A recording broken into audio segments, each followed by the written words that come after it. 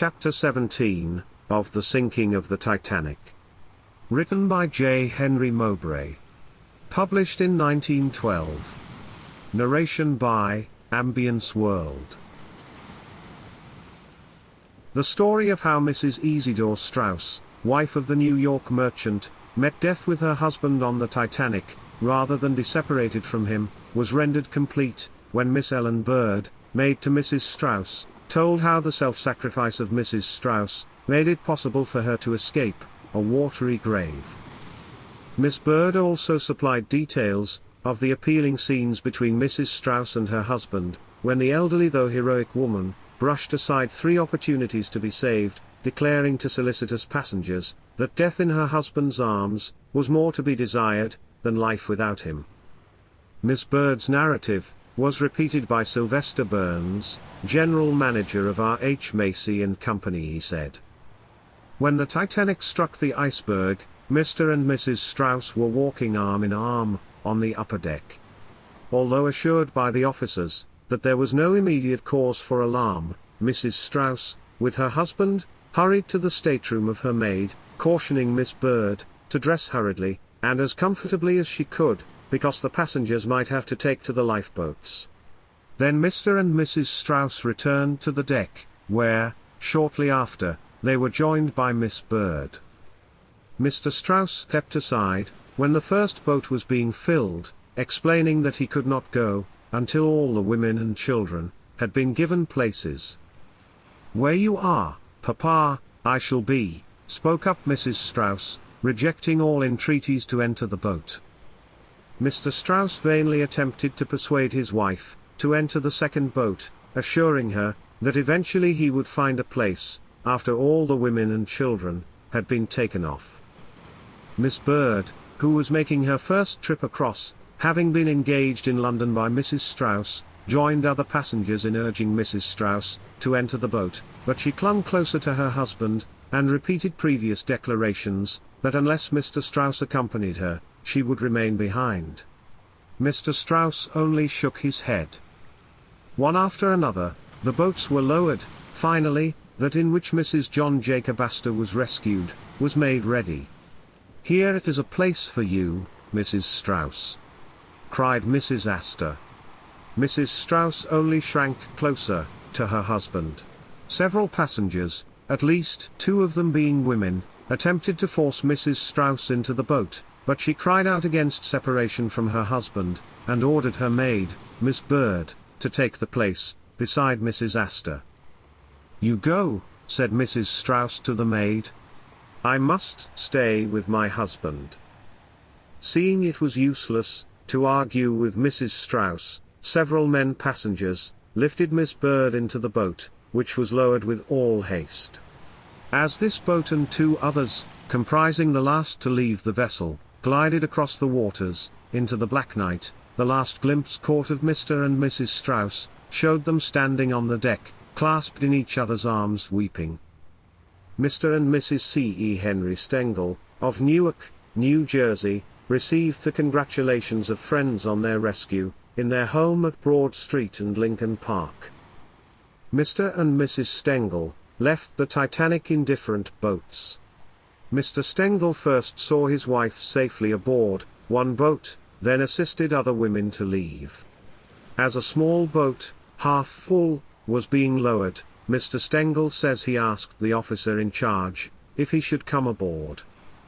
He replied, "Sure, come on in," said Mr. Stengel. I jumped and was rolled along the bottom of the boat. The man in charge said, "That's the funniest drop I have seen in a long while." Everyone in the boat was laughing. There was no real thought of danger among the passengers, and we all expected to return to the steamer within a few hours. In our boat was Sir Cosmo and Lady Duff Gordon, Miss Frankatolla, Al Solomon, 3 stokers and 2 sailors. We tried to keep near the other boats, but, finding it hard to do so, tied 3 of the boats together. An officer on one of the boats had provided himself with some blue fire, and so when the Carpathia arrived at the scene, we were the 2nd or 3rd boat to be picked up. I cannot tell the time of events. For a long time after we left the Titanic, her lights were all burning, and we were trying to keep as close as possible to her. She settled so slowly that I did not notice anything unusual, until suddenly all the lights of the steamer went out. Then I realized that everyone was in danger. I saw the captain twice after the collision with the iceberg. His face showed great anxiety, but his words were so reassuring that everyone kept in good spirits. Mrs. Stengel said, "When the shock came, I was retiring. At first, I was not going to leave the stateroom, but we heard some loud talking, and Mr. Stengel urged me to go. I put on a coat, and tied a veil over my head. He put on his trousers, and wore a coat. As we reached the deck, a loud order was given, of women and children into the lifeboats. There did not appear to be any danger, but my husband insisted I should get into one of the boats. He walked away, and I could see him assisting other women into boats. Suddenly our boat was lowered. I could still see my husband, and waved my veil, and he waved a handkerchief. Our boat was crowded with women. There were 3 stokers and 1 officer.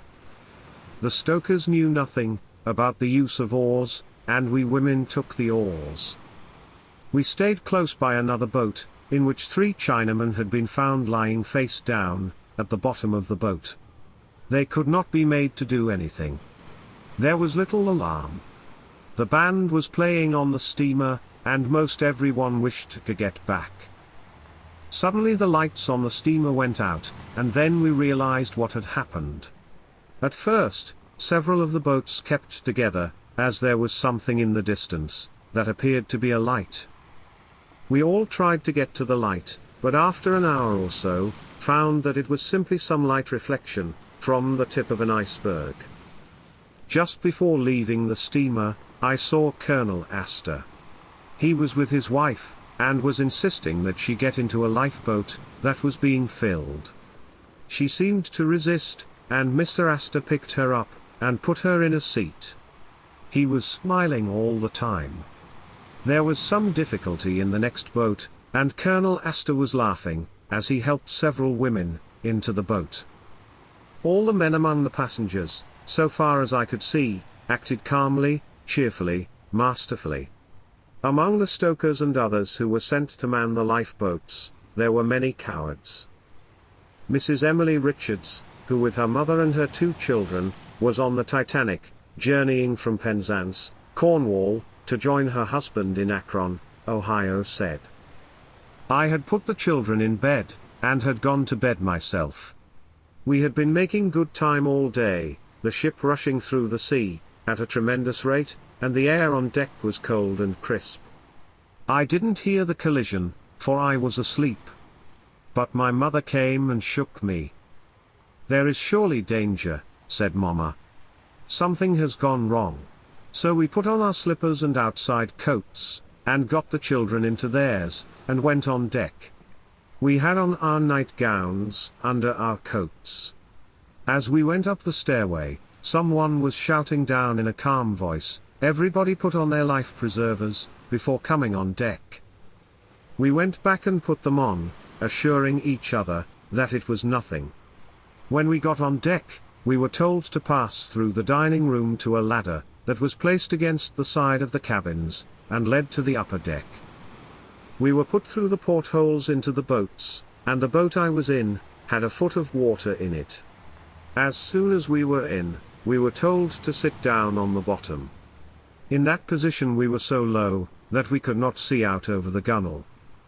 Once the boat had started away, some of the women stood up, and the seamen, with their hands full with the oars, simply put their feet on them, and forced them back into the sitting position. We had not got far away, by the time the ship went down, and after that, there were men floating in the water all around, and 7 of them were picked up by us, in the hours that followed between that and daybreak. Some of these 7 were already mad with exposure, and babbled gibberish, and kept trying to get up, and overturn the boat. The other men had to sit upon them, to hold them down. 2 of the men picked up were so overcome with the cold of the water, that they died before we reached the Carpathia, and their dead bodies were taken aboard. One woman, who spoke a tongue none of us could understand, was picked up by the boat, and believed that her children were lost. She was entirely mad. When her children were brought to her on the Carpathia, she was wild with joy, and lay down on the children, on the floor, trying to cover them with her body, like a wild beast protecting its young, and they had to take her children away from her for the time, to save them from being suffocated. Miss Caroline Bonnell, of Youngstown, Ohio, one of the survivors, said that passengers who got into lifeboats were led to believe that a steamship was near, and that the lives of all would be saved. Miss Bonnell and her aunt, Miss Lily Bonnell, of London, England, were travelling with George D. Wick, an iron and steel manufacturer of Youngstown, his wife and daughter, Mary Natalie Wick. The women were saved. Mr. Wick went down with the ship. Like hundreds of others, he stood aside to give the women and children first chance. Miss Wick and I occupied a stateroom together, said Miss Bonnell. We were awakened shortly before midnight, by a sudden shock, a grinding concussion. Miss Wick arose, and looked out of the stateroom window. She saw some men, playfully throwing particles of ice at one another, and realized that we had struck an iceberg. She and I dressed, not hastily, for we were not greatly alarmed, and went on deck. There we found a number of passengers. Naturally, they were all somewhat nervous, but there was nothing approaching a panic. The other members of our party also had come on deck, and we formed a little group by ourselves. We were told to put on life belts, and obeyed. Then the sailors began to launch the lifeboats. Still, we were not alarmed. We had no doubt that all on board would be saved. In fact, we had no idea that the ship was sinking, and believed that the resort to the lifeboats was merely a precaution. Mr. Wick kissed his wife goodbye, and our boat, the first on that side of the ship, was lowered to the sea. There were about 25 women in the boat, with 2 sailors and a steward to row. These were the only men. The boat would have held many more. As the boat was being loaded, the officer in charge pointed out a light that glowed dimly in the distance, on the surface of the sea, and directed our sailors to row to that, land their passengers, and return to the Titanic for more. As we were rowed away, we saw that the great liner was settling. We kept our boat pointed toward the light, to which we were to row. As a matter of fact, there were 2 lights, one red and the other white. Sailormen on the Carpathia told us subsequently, that the lights might have been those of a fishing boat caught in the ice, and drifting with it, but who can tell? After a while, our sailors ceased rowing, saying it was of no use to keep on. Then we women tried to row, with the double light our objective. We rowed and rowed, but did not seem to gain on the light, which, like a will-o'-the-wisp, seemed ever to evade us. Finally we gave up, and sat huddled in the lifeboat. Some of the women complained of the cold, but the members of our own party did not suffer, being provided with plenty of wraps. From the distance of a mile or more, we heard the explosion, and saw the Titanic go down. The lights did not go out all at once. As the ship slowly settled, the rows of lights, one after another, winked out, disappearing beneath the surface. Finally the ship plunged down, bow first, and the stern slipped beneath the waves. Even then, we had hoped that all on board might be saved. It was only after we had been taken aboard the Carpathia, and somehow few of us there were compared with the great company aboard the Titanic, that we got the first glimmer of the appalling reality.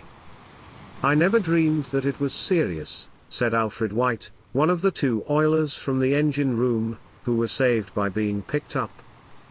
"I was on the whale deck in the bow calling the watch that was to relieve me, when the ice first came aboard.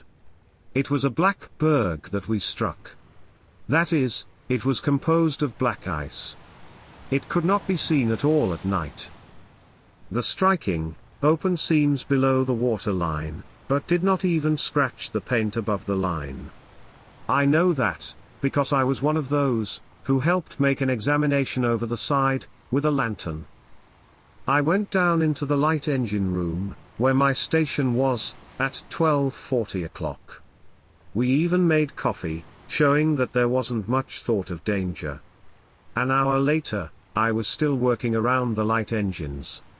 I heard the chief engineer tell one of his subordinates that number 6 bulkhead had given away.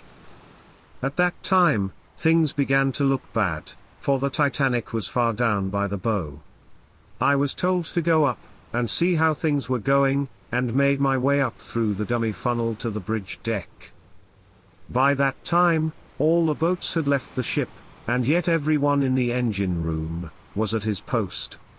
I was near the captain, and heard him say, "Well, boys, I guess it's every man for himself now." I slipped down some loose boat falls, and dropped into the water. There was a boat not far away, which later picked me up. There were 5 firemen in her as a crew, 49 women and 16 children. There was no officer. During the 6 hours we were afloat, we were near what we boys later called the millionaires' boat. That lifeboat had only 16 passengers in her. When all were put aboard the Carpathia, the 6 men who were the crew of that millionaire's boat, each got £5. Those who had worked harder, saving second-class passengers, didn't get a cent. White then told of the way in which the children from the open boats were swung aboard the Carpathia in sacks, while the women were hoisted up in rope swings. Near the boat in which I was, White went on, were 2 collapsible boats which had failed to work, and were not better than rafts. They had 32 men clinging to them, who were later picked up by the lifeboats. The other 2 collapsible boats, which had about 60 persons in them, deposited what women they carried in the regular lifeboats, and went to the scene of the sinking. From the water, were picked up perhaps 50 of the crew, who had floated off when she sank, or else who had jumped before. The second officer was picked up, too, and took command of a boat. Now, about the sinking itself.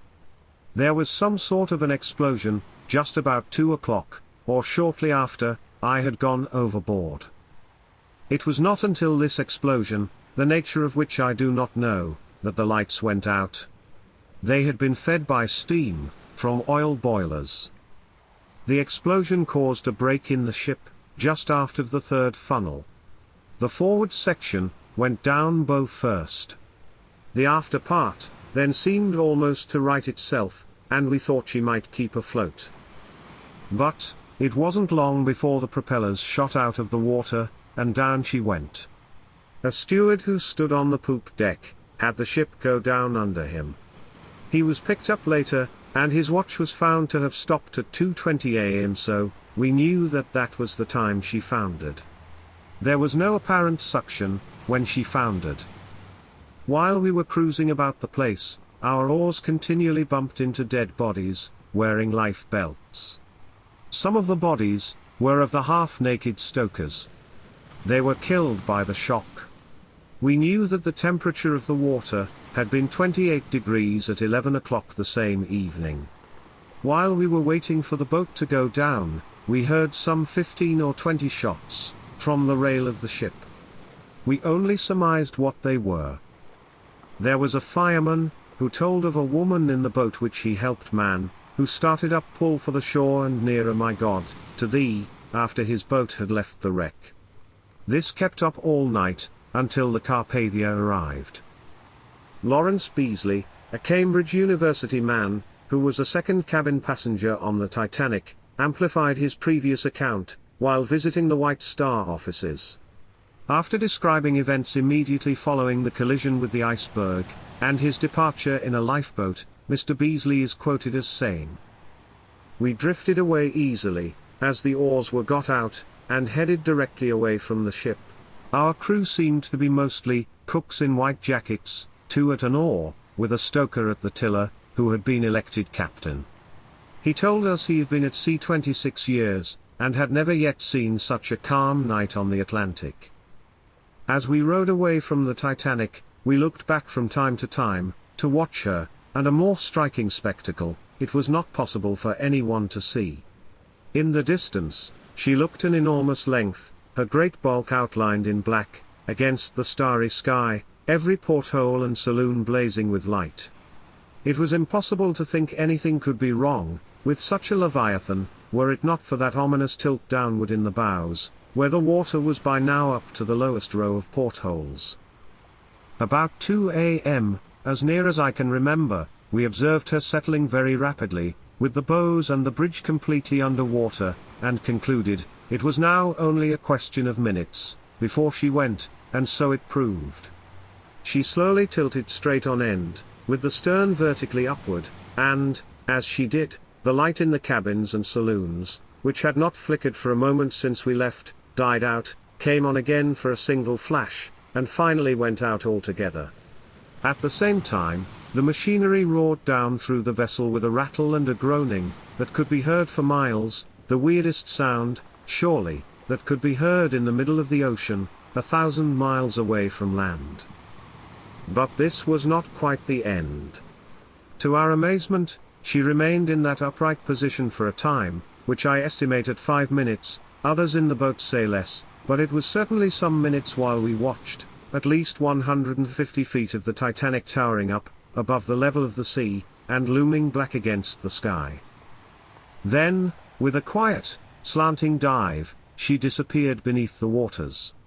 And there was left to us, the gently heaving sea, the boat filled to standing room, with men and women in every conceivable condition of dress and undress, above, the perfect sky of brilliant stars, with not a cloud in the sky, all tempered with a bitter cold, that made us all long to be one of the crew, who toiled away with the oars, and kept themselves warm thereby, a curious, deadening, bitter cold, unlike anything we had felt before.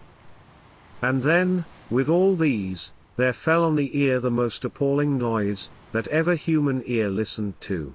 The cries of hundreds of our fellow beings, struggling in the icy cold water, crying for help, with a cry that we knew, could not be answered. We longed to return, and pick up some of those swimming, but this would have meant swamping our boat, and further loss of the lives of all of us. We tried to sing, to keep the women from hearing the cries, and rowed hard, to get away from the scene of the wreck. We kept a lookout for lights, and several times it was shouted that steamers' lights were seen. Presently, now down on the horizon, we saw a light, that slowly resolved itself into a double light, and we watched eagerly, to see if the two would separate, and so prove to be only two of our boats.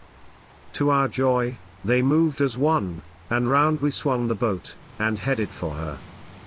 The steersman shouted, "Now, boys, sing."